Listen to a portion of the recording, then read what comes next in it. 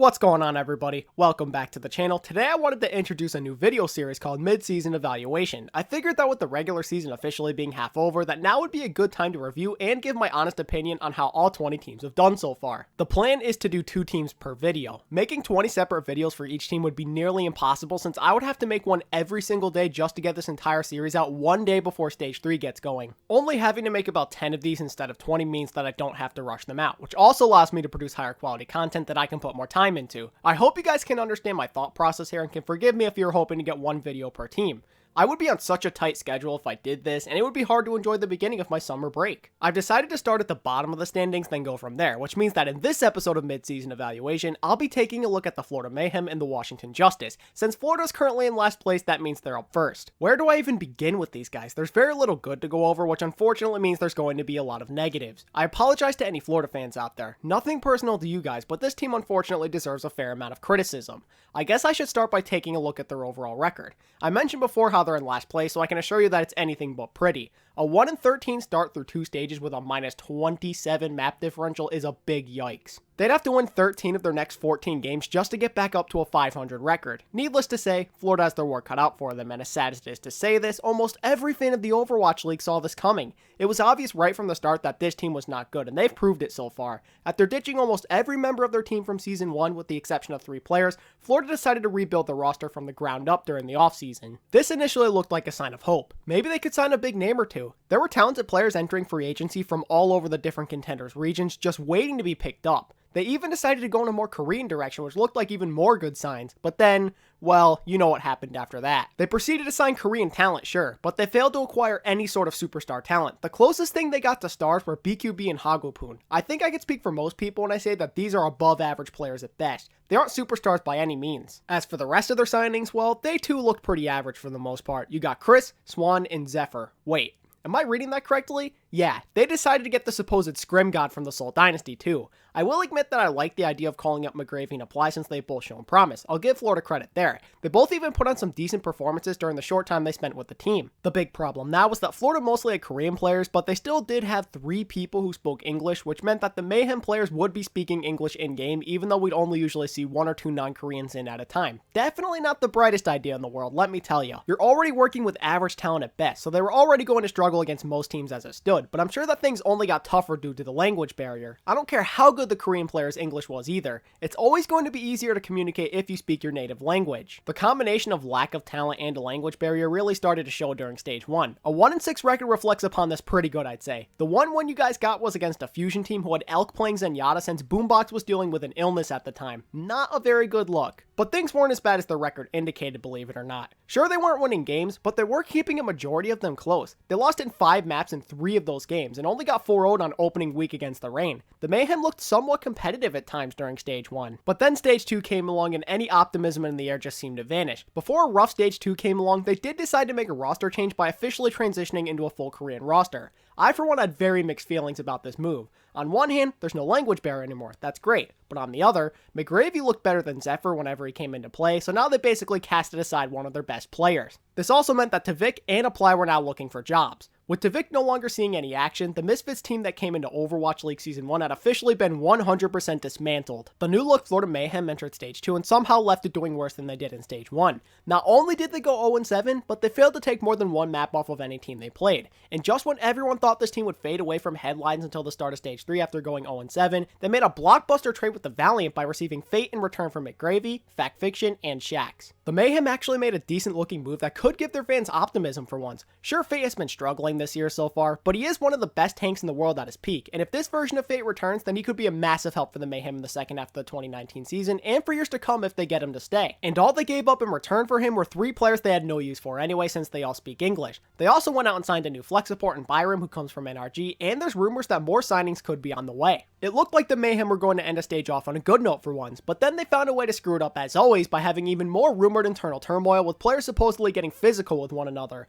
With all this losing this team has been going through, it really doesn't surprise me anymore. Frustration is likely at an all-time high, and I can't help but feel bad for all of these players. Sure, they aren't very good, but it's not like it's all their fault that being on the Mayhem sucks. There have been multiple rumors since Season 1 that this organization is run by terrible management and coaches who treat their players like dirt. Hearing things like how Devik used to have to drive the team bus to the Blizzard Arena for matches absolutely disgust me. The Mayhem are run by some horrible people, and I can't help but feel bad for the players and for the fans. It's not fair to any of you. It's stuff like this that really gets on my nerves, so let's continue before I go on a serious rant. So far, the Florida Mayhem have played very below average, and once again, I must say that it doesn't come as much of a surprise. They were expected to be bad coming into Season 2, and that's exactly what they are right now. If they want to improve, then they're going to have to address their lack of talent at certain positions. If I was Florida, I would look to make improvements at flex tank, main support, and even find some more depth at DPS. I don't think that would hurt either. If I were to give a grade to the Mayhem for their first half performance, then I'd have to go with a D. You played horribly through 14 games, and picking up Fate really doesn't change that. If it weren't for them making this move, however, then I probably would have given them a D-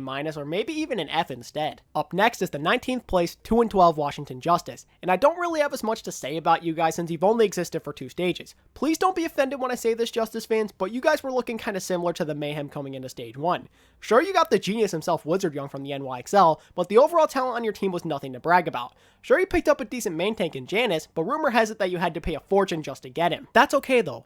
Just like with any sport, sometimes you have to overpay if it means you get the guy you want. One other pickup I liked was Corey. Sure, Zarya hasn't been anything to write home about, but he has shown promise on DPS, and I think he has potential. Getting Otto has universally been recognized as one of the only good players on the Dragons during Season 1 was yet another nice addition to your DPS core. Other than Corey's mediocre Zarya, the problem lied within the other 3 positions for Washington during Stage 1. Vazix, Sansam, and Guido were all kinda just meh pickups. Sure, Guido used to be nasty back in the day, but that was when he still played DPS, and he has since then looked pretty average on flex support. A combination of lack of star power and a tough Stage 1 schedule had many people, including myself, believing that the Justice would be in for a rough Stage 1, and that's exactly how things went too. Having your only win of the stage come against the Mayhem doesn't exactly inspire confidence. It wasn't all bad though. You took at least one map off of every opponent you faced except for the Shock. You even managed to steal a map from the NYXL and were the team to officially end the Eternal Stage playoff hopes. Although a 1-1 stage is kind of depressing, you guys showed some potential for an expansion franchise with very few expectations. It was clear after Stage 1 that this team needed some upgrades, and unlike some teams I know, the Justice actually addressed one of their weak points by acquiring Arc from the NYXL.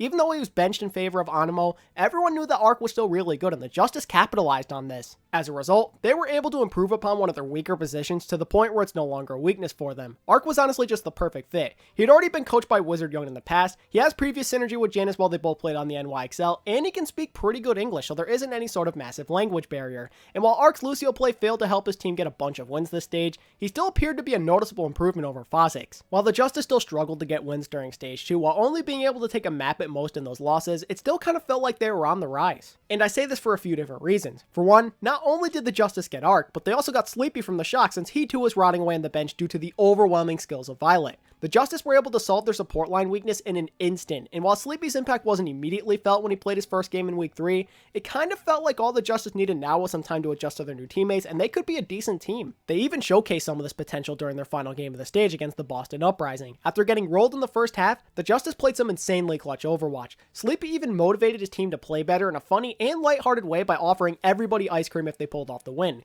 Seeing Sleepy not just help out the team with his in-game skills, but also his leadership shows that this team is going in the right direction now that they've made a few changes. The other reason I believe the Justice could play better in the second half of the season is due to the improved play of Janice. While he isn't a bad player, I'll be honest when I say that he never really impressed me while in the NYXL. The only thing I saw him as was a hybrid and control specialist who was clearly the weakest link on his team. I wasn't sure if he could handle being a full-time starter, especially after the way he performed during Stage 1 this year. While it didn't really translate into wins, Janice seemed to play noticeably better during Stage 2. His Reinhardt and overall tank play seemed cleaner. I think he tuned back on the over-aggressiveness a tad. He was feeding less and making more big plays for his team. If Janice can continue this upward trend and the new and improved Washington support line play the way we all know they can, then this team could be in good shape moving forward. While I do like what the Justice are doing, it's hard to see them as a threat until they can show results, which is something they have shown very little of so far. I would also like them to make just a few more roster moves to help take them to even higher levels. For one, I would definitely look to have a second option at flex tank. Sansam has been decent at times, but for the most part inconsistent, so finding another option at this position probably wouldn't hurt. I would also look to get another DPS player. I like Corey and Otto a lot, but getting a better Zarya player than Corey would definitely be in your best interest if GOATS remains the meta. And having extra depth at this position never hurts either. But other than that, I kind of like where the Justice stand. My mid-season grade for the Washington Justice is still unfortunately not going to be very pretty. Stages 1 1-2 were rough for them, and optimism for this team's future doesn't change that. At the end of the day, they still only managed to win 2 of their first 14 games, so I have no choice but to give them a D+. If they got another win or 2, then I probably would have given them a higher grade. They may have only won 2 games, but they did a fantastic job of making improvements to a roster that desperately needed them. If it weren't for this, then their grade probably would have slipped down to a D. And that's it, guys. Those are my mid-season evaluations for the Florida Mayhem and the Washington Justice. Be sure to let me know what you think of my grades down in the comment section, and feel free to let me know your own while you're at it. If you enjoyed this content, then be sure to hit the like button and subscribe if you're new so you can stay up to date with this new series I'm making. Thank you all so much for watching today's video, and until next time, this is ATP, signing out. Peace.